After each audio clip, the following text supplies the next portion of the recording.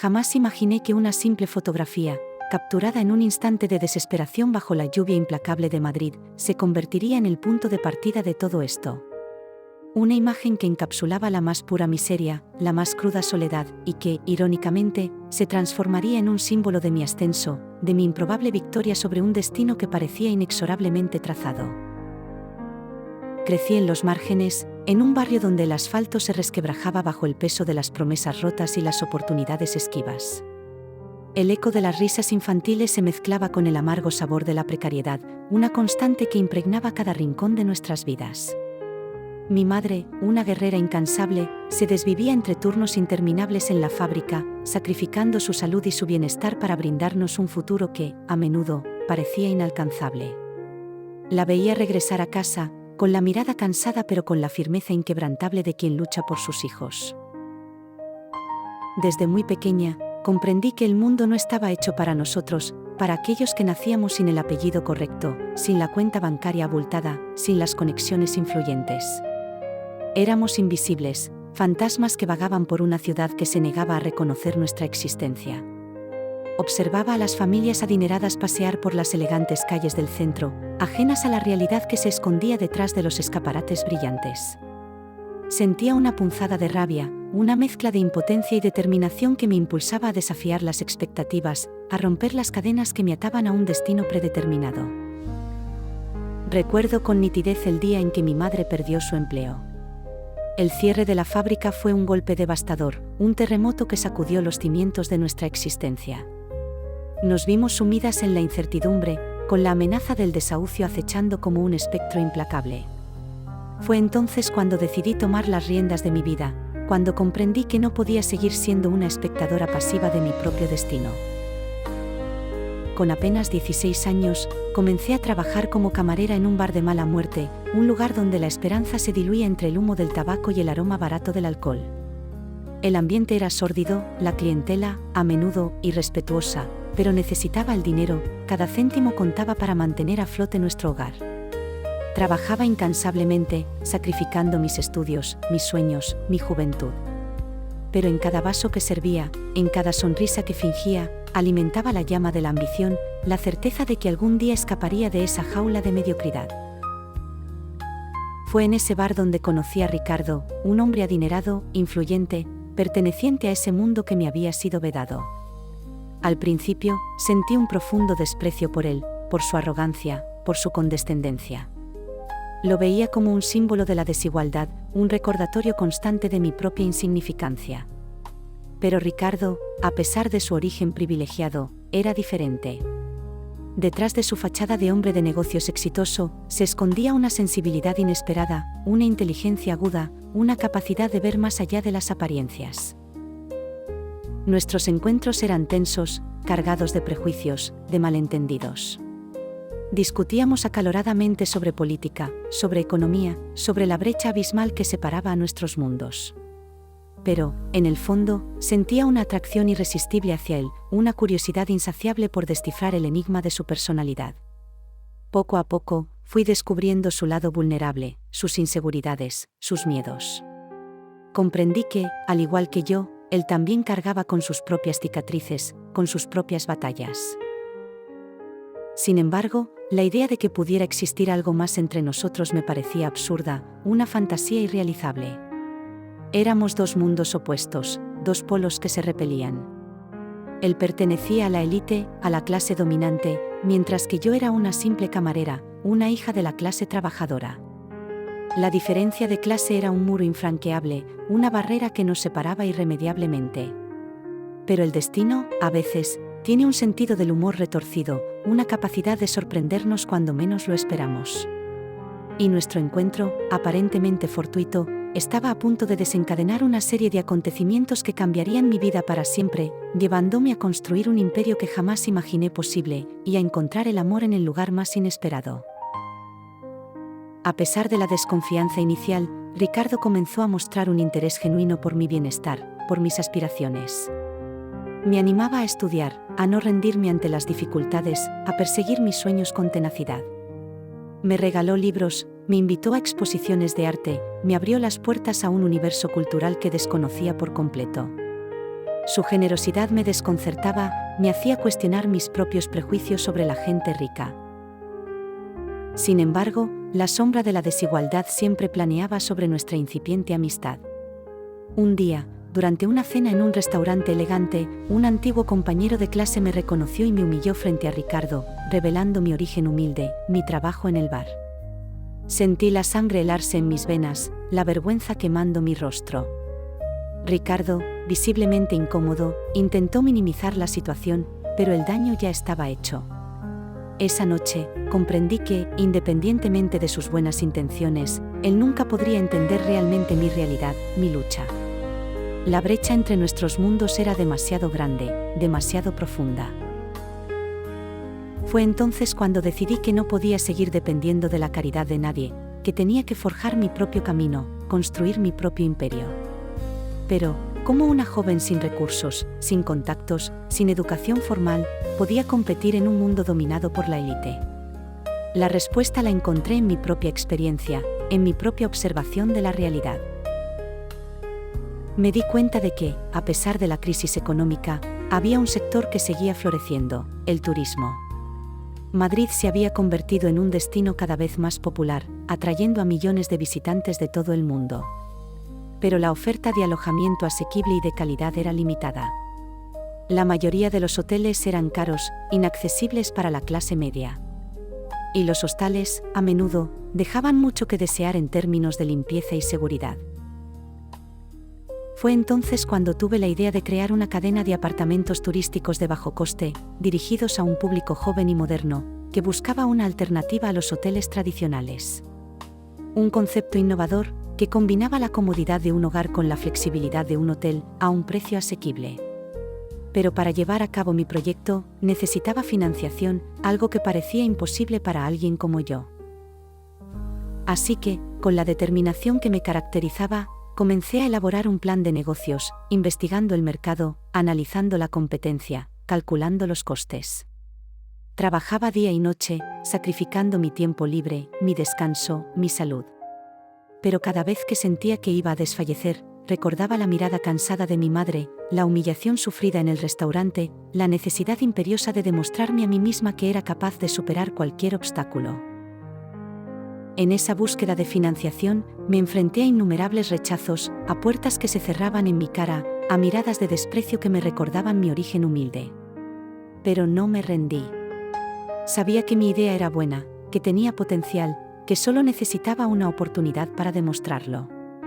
Y esa oportunidad, como suele ocurrir, llegó cuando menos lo esperaba, de la mano de alguien que creía en mí, a pesar de todo. Precisamente cuando creía que todo estaba perdido, surgió una luz, una posibilidad que, aunque remota, me llenó de esperanza. El camino, sin embargo, aún estaba lleno de obstáculos, de desafíos que pondrían a prueba mi resiliencia, mi determinación, mi capacidad de superar los prejuicios y las expectativas de un mundo que se negaba a creer en mí. Efectivamente, la ayuda inesperada provino de la persona menos pensada, Ricardo. A pesar del incidente en el restaurante, de la palpable distancia que nos separaba, él creyó en mi proyecto. No me ofreció un cheque en blanco, ni me facilitó contactos influyentes, sino algo mucho más valioso: me brindó su experiencia, su conocimiento, su tiempo. Se convirtió en mi mentor, en mi guía, en mi aliado. Me enseñó a negociar con proveedores, a gestionar presupuestos, a entender los entresijos del mercado inmobiliario. Me presentó a su equipo de abogados, de contables, de asesores financieros, quienes me ayudaron a estructurar mi empresa, a proteger mis intereses, a cumplir con todas las obligaciones legales. Su apoyo fue inestimable, crucial para el éxito de mi emprendimiento. Sin embargo, aceptarlo no fue fácil. Mi orgullo, mi independencia, mi desconfianza hacia la gente rica, me impedían reconocer su generosidad. Sentía que, al aceptar su ayuda, me estaba vendiendo, que estaba traicionando mis principios. Pero mi madre me hizo ver la realidad: no se trataba de caridad, sino de una oportunidad. Una oportunidad para demostrar mi valía, para construir mi propio futuro, para ayudar a mi familia.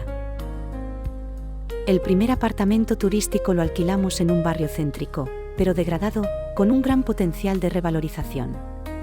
Lo reformamos con nuestras propias manos, pintando paredes, lijando suelos, instalando muebles de segunda mano. Le dimos un toque moderno, funcional, acogedor, que lo diferenciaba de la competencia. Lo promocionamos en Internet, a través de las redes sociales, ofreciendo precios competitivos y un servicio personalizado. El éxito fue inmediato. Los clientes, en su mayoría jóvenes viajeros, apreciaban la ubicación, la limpieza, la comodidad y, sobre todo, el precio asequible. Las reservas se multiplicaban, los comentarios eran positivos, la reputación crecía. En pocos meses, recuperamos la inversión inicial y obtuvimos beneficios. Con esos beneficios, alquilamos un segundo apartamento, luego un tercero, luego un cuarto. Ampliamos nuestro equipo, contratando personal de limpieza, de mantenimiento, de atención al cliente. Creamos una marca, una identidad, un estilo propio. Nuestro negocio crecía a un ritmo vertiginoso. Sin embargo, no nos rendimos. Nos mantuvimos firmes en nuestros principios, ofreciendo un servicio de calidad, respetando el medio ambiente, contribuyendo al desarrollo de la comunidad. Demostramos que era posible hacer negocios de forma ética, sostenible y rentable. Mientras tanto, mi relación con Ricardo evolucionaba. La admiración mutua se transformaba en afecto, el afecto en cariño, el cariño en amor. Pero seguíamos siendo conscientes de nuestras diferencias, de los obstáculos que se interponían en nuestro camino. Sabíamos que nuestra relación era una apuesta arriesgada, que podía terminar en fracaso. Pero estábamos dispuestos a correr el riesgo, porque el amor, a veces, es la mayor revolución. A pesar de todo, la sombra de la duda persistía, alimentada por las voces que murmuraban sobre la imposibilidad de un amor entre dos mundos tan distintos, un amor que desafiaba las convenciones y las expectativas sociales. A medida que nuestro negocio prosperaba, también lo hacía nuestra relación. Sin embargo, la presión social, los comentarios malintencionados, las dudas internas, se convertían en una carga cada vez más pesada. La familia de Ricardo, en particular, no veía con buenos ojos nuestra unión. Me consideraban una intrusa, una cazafortunas, una amenaza para su estatus y su linaje. Intentaban, por todos los medios, separarnos, sembrando la discordia, manipulando la información, presionando a Ricardo para que volviera a su mundo, a su clase, a su gente. Su madre, una mujer elegante, fría y calculadora, me invitó a un almuerzo en su mansión, con el único propósito de humillarme. Me cuestionó sobre mi pasado, sobre mi educación, sobre mis ambiciones.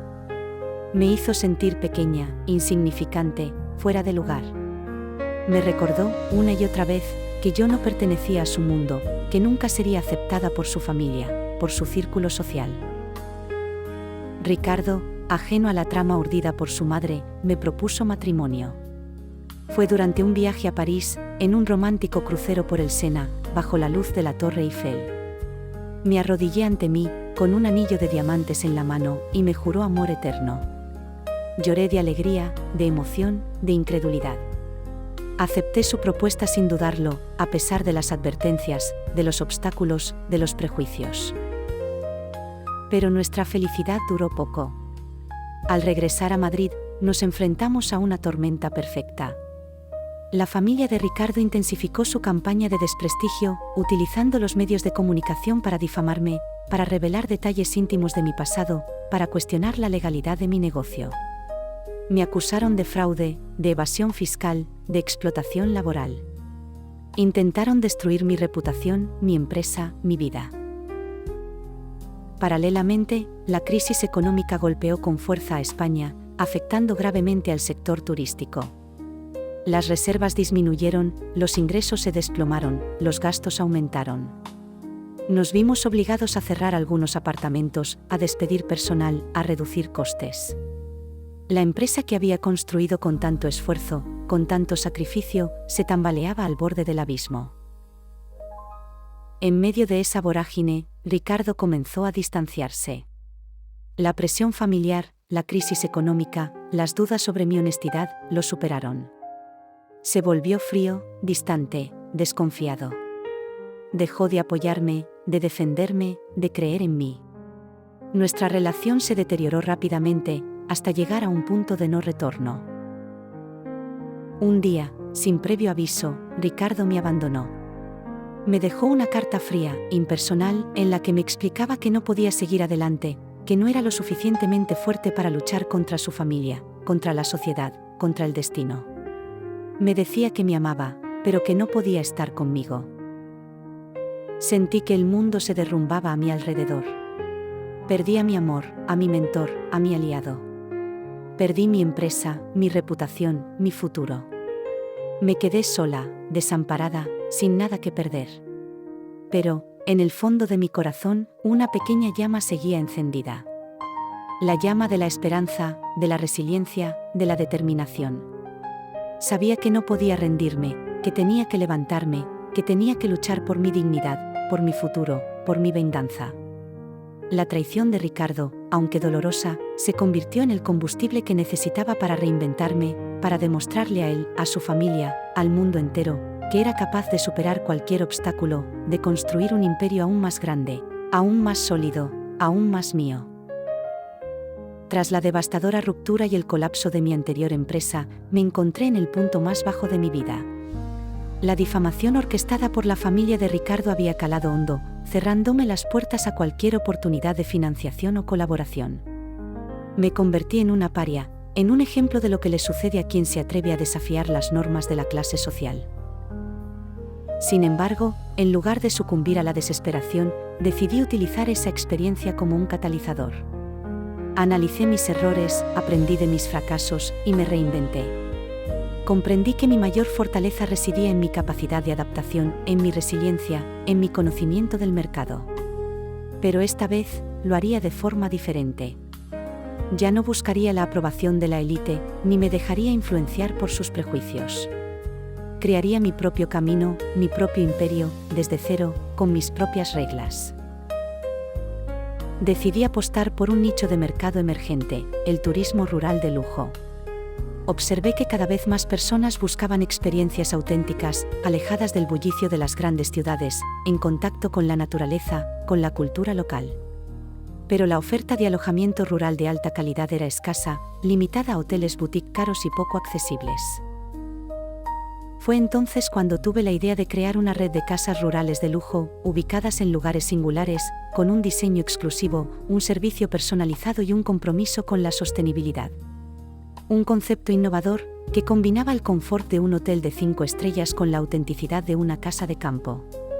Pero para llevar a cabo mi proyecto, necesitaba capital, algo que parecía aún más imposible que antes. Sin embargo, esta vez no me rendí. Decidí recurrir a mis propios recursos, a mis propios contactos. Vendí mis joyas, mis muebles, mis recuerdos. Pedí préstamos a amigos, a familiares, a antiguos compañeros de trabajo. Organicé eventos benéficos, subastas, rifas. Utilicé todas mis habilidades, toda mi creatividad, toda mi energía para recaudar fondos. Además, me dediqué a buscar inversores alternativos, personas que creyeran en mi proyecto, a pesar de mi pasado, a pesar de mi reputación. Participé en concursos de emprendedores, en foros de inversión, en redes de business angels. Presenté mi plan de negocios con pasión, con convicción, con datos concretos. Demostré que mi idea era viable, rentable y, sobre todo, sostenible. Después de meses de arduo trabajo, logré obtener la financiación necesaria para poner en marcha mi proyecto. Alquilé una antigua casa rural en un pueblo abandonado de la Sierra de Madrid, la reformé por completo, respetando su arquitectura original, utilizando materiales ecológicos, incorporando tecnologías innovadoras. La convertí en un oasis de paz, de confort, de belleza. La promocioné en Internet, a través de las redes sociales, utilizando estrategias de marketing digital, de posicionamiento SEO, de publicidad online. Creé una marca atractiva, con un diseño cuidado, un mensaje claro, una historia inspiradora. Atraje a clientes de todo el mundo, que buscaban una experiencia única, exclusiva, inolvidable. El éxito fue rotundo. La casa rural se llenó de reservas, los comentarios eran entusiastas, la reputación creció rápidamente. En pocos meses, recuperé la inversión inicial y obtuve beneficios. Con esos beneficios, alquilé una segunda casa rural, luego una tercera, luego una cuarta. Amplié mi red de casas rurales de lujo, creando una marca de referencia en el sector turístico. Pero no me limité a construir un negocio rentable. También me dediqué a generar impacto social, a contribuir al desarrollo de las comunidades rurales, a preservar el medio ambiente, a promover la cultura local.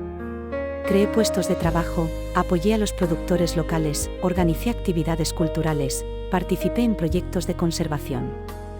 Demostré que era posible hacer negocios de forma responsable, ética y sostenible. Y, sobre todo, demostré que era posible reinventarse, superar la adversidad, construir un imperio desde cero, sin renunciar a los valores, sin traicionar los principios, sin olvidar los orígenes. El éxito de mi red de casas rurales no solo me proporcionó una estabilidad económica impensable en mis años de juventud, sino que también me brindó una plataforma para defender mis valores, para luchar contra la desigualdad, para inspirar a otros a perseguir sus sueños. Me convertí en una figura pública, en un ejemplo de superación personal, en una voz para los que no la tienen. Participé en conferencias, en debates, en entrevistas, donde compartí mi historia, mis aprendizajes, mis reflexiones. Denuncié la discriminación social, la precariedad laboral, la falta de oportunidades. Propuse soluciones innovadoras, basadas en la economía social, en el emprendimiento sostenible, en la inversión en capital humano. Además, me dediqué a apoyar a jóvenes emprendedores, a mujeres en situación de vulnerabilidad, a personas con discapacidad. Les ofrecí mentoría, financiación, formación, contactos. Les ayudé a poner en marcha sus propios negocios, a crear sus propios empleos, a construir sus propios futuros. Creé una fundación, con el objetivo de promover la igualdad de oportunidades, la inclusión social, el desarrollo sostenible. Destiné parte de mis beneficios a financiar proyectos educativos, sanitarios, culturales, ambientales. Apoyé a organizaciones no gubernamentales, a asociaciones vecinales, a iniciativas ciudadanas. Mi trabajo fue reconocido con premios, con honores, con distinciones. Fui invitada a foros internacionales, a cumbres de líderes, a eventos de alto nivel. Me reuní con presidentes, con ministros, con empresarios, con filántropos. Pero nunca olvidé mis orígenes, nunca me dejé deslumbrar por el poder, nunca renuncié a mis principios. Un día, recibí una invitación para participar en un evento benéfico, organizado por la familia de Ricardo. Al principio, dudé en aceptar. No quería volver a encontrarme con ellos, no quería revivir el pasado, no quería exponerme a su desprecio. Pero luego pensé que era una oportunidad para demostrarles lo lejos que había llegado, para demostrarles que no me habían destruido, para demostrarles que había triunfado a pesar de ellos. Así que acepté la invitación. Me preparé con esmero, elegí un vestido elegante, pero discreto, que reflejara mi personalidad, mi estilo, mi éxito. Me maquillé con cuidado, resaltando mi belleza natural, mi fuerza interior, mi confianza en mí misma. Al llegar al evento, sentí una mezcla de nerviosismo, de expectación, de desafío. Me encontré con Ricardo, con su madre, con su hermana, con su círculo social. Me saludaron con frialdad, con cortesía, con sorpresa. Noté en sus ojos una mezcla de admiración, de envidia, de arrepentimiento. Ricardo se acercó a mí, con una sonrisa forzada, con una mirada triste. Me felicitó por mi éxito, me reconoció mi valía, me pidió perdón por su comportamiento. Me dijo que se había arrepentido de haberme abandonado, que había cometido el mayor error de su vida. Le agradecí sus palabras, pero le dije que ya era demasiado tarde. Le expliqué que había superado el pasado, que había construido un futuro mejor, que había encontrado la felicidad en otro lugar. Le mostré mi anillo de compromiso, un anillo sencillo, pero significativo, que simbolizaba mi amor por mi nuevo compañero, un hombre humilde, trabajador, honesto, que me amaba por lo que era, no por lo que tenía. Ricardo se quedó sin palabras, con la mirada perdida, con el corazón roto. Comprendió que había perdido la oportunidad de su vida, que había dejado escapar a la mujer que realmente lo amaba, que había preferido el dinero, el estatus, el linaje, al amor verdadero. Y en ese instante, supe que había ganado la batalla. No solo había construido un imperio, sino que también había encontrado la paz interior, la felicidad auténtica, el amor verdadero. Había demostrado que el origen no determina el destino, que la clase social no define la persona, que el amor puede superar cualquier obstáculo.